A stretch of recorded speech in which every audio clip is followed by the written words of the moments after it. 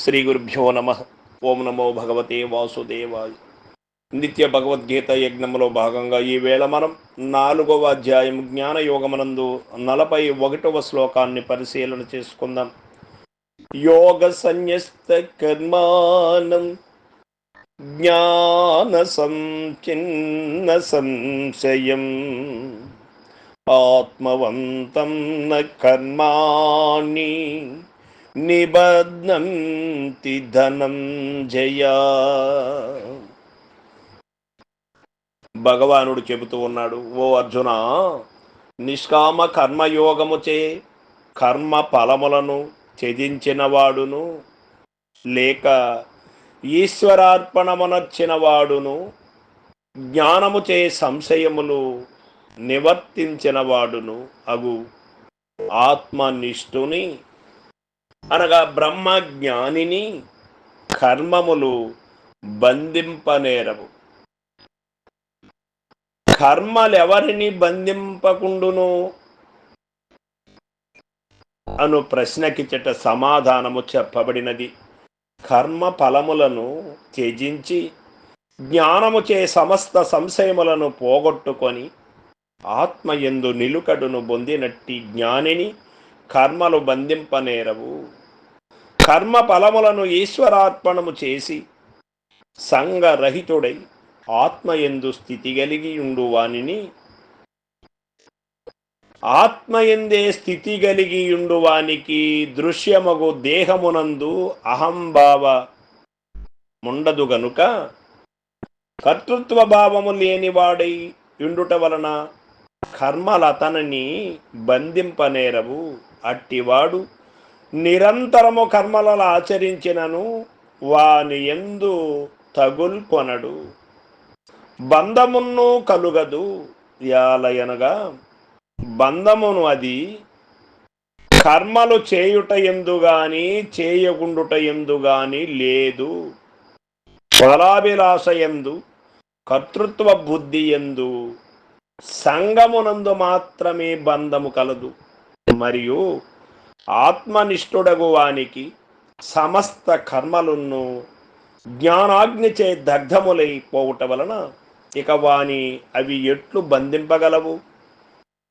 జ్ఞాన సంచిన్న సంశయం.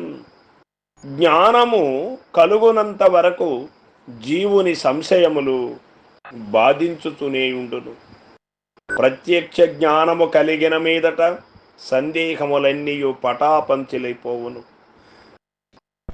ఈ విధముననే ఛిద్యంతే సర్వ సంశయ అనగా ఆత్మవంతం ఆత్మనిష్ఠుని బ్రహ్మజ్ఞాన సంపన్నుని కర్మలెవ్వియు బంధింపనేరవు.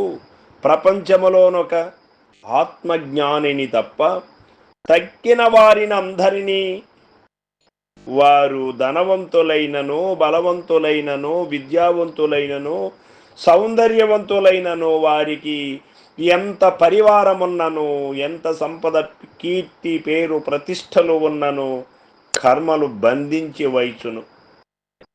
కాబట్టి ఆత్మజ్ఞానమును బడసి ఆత్మవంతుడగుటచే సర్వులను యత్నశీలురు కావలెను అని ఇక్కడ మనకు భగవానుడు తెలియచేశాడు.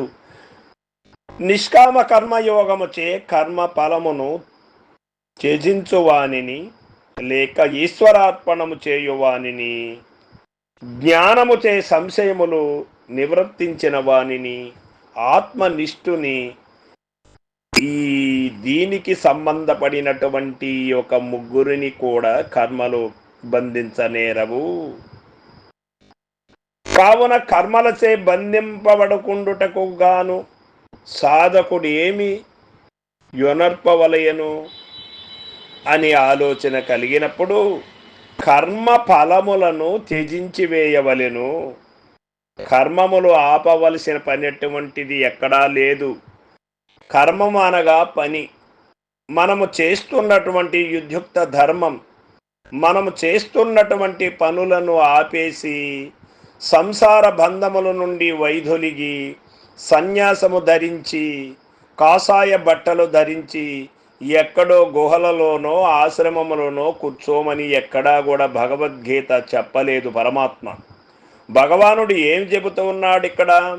కర్మములు చేస్తూ ఆ కర్మని నిష్కామ కర్మగా మార్చుకొని స్వార్థరహితముగా కర్మములు ఆచరించినప్పుడు నీవు బంధింపబడవు అని ఇక్కడ మనకు తెలియచేశాడు. ప్రతి మనిషికి కర్మ అనేది ఏదో ఒకటి సంభవిస్తూనే ఉంటుంది. ఎందువలన? ఈ శరీరము కర్మ వలన సంభవించినది కనుక మనిషి కర్మజీవి, కర్మ చేస్తూనే ఉండవలసినది. ఆ కర్మ ఫలితాన్ని పొందకుండా ఎట్లా తప్పించుకోవాలి అనడానికి ఇక్కడ మనకు మార్గాన్ని సూచించాడు పరమాత్మ. ఆ కర్మలో నేర్పరితనము కలిగి నిష్కామ కర్మ ఆచరించినప్పుడు నీవు కర్మబద్ధుడివి కావు అని ఇక్కడ మనకు తెలియచేశాడు. కర్మ ఫలములను త్యజించి వేయవలెను అని, జ్ఞానమును సంపాదించి సంశయ నివృత్తి కలుగజేసుకొనవలెను, ఆత్మయందు స్థితి కలిగి ఉండవలెను. ఇది మనకు చాలా ముఖ్యం. కర్మ ఫలములను త్యజించవలెను కానీ కర్మములను త్యజించవలసినటువంటి అవసరం లేదు అని భగవానుడు తెలియచేసిన ముందువలన మనము కర్మ వలన బంధింపబడతాము అనే అనుమాత్రమైనను మనకు ఉండవలసినటువంటి అవసరము లేదు. కర్మ వలన మనం బంధింపబడం. కర్మ చేసేటప్పుడు కామ్య కర్మములుగా మారినప్పుడే మనము కర్మకి బద్ధులవుతాము కానీ నిష్కామ కర్మ అయినప్పుడు మనము కర్మబద్ధులు కావు. ఈ యొక్క శరీరము భగవంతుని యొక్క పరికరముగా భావించి తను మన ధనంబులను గురువుకు అర్పించినటువంటి వాడు తాను లేను అనే భావముతో కర్మలు చేస్తూ ఉంటాడు. కాబట్టి వాడికి కర్మ ఫలితం పైన ఆకాంక్ష ఎప్పటికీ కూడా ఉండదు. కర్మము చేయడమే నేను చేయవలసినటువంటి ధర్మము కానీ ఫలాఫలాలు అనేవి గురు ఇచ్చే ఎట్లా ఉంటే అట్లా జరుగుతుంది అనే నిశ్చయంతో ఉంటాడు. కాబట్టి కర్మకు బద్ధుడు కాడు. సంసారాన్ని వదిలేసి కర్మములను వదిలేసి ఎక్కడికి వెళ్ళవలసినటువంటి అవసరము లేదు అని ఇక్కడ మనకు తెలియబడుతూ ఉన్నది. సర్వం సద్గురు పాదార్పణమస్తు. జై గురుదేవ.